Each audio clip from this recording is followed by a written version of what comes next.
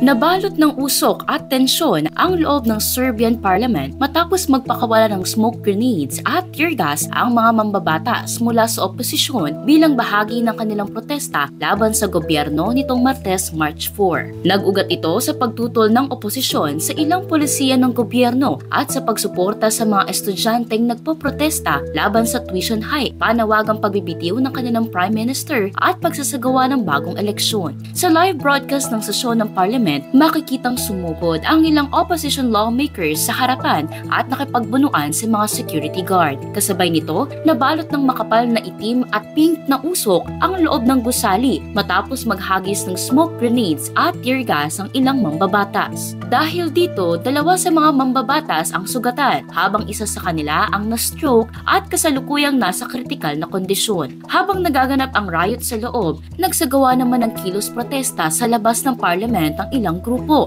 Bitbit ang mga panawagan laban sa umano'y korupsyon ng gobyerno kasunod ang pagbagsak ng kisame ng isang train station na ikinasawi ng 15 katao. Para maging updated sa mga happening abroad, mag-follow at mag-subscribe sa social media pages ng News 5.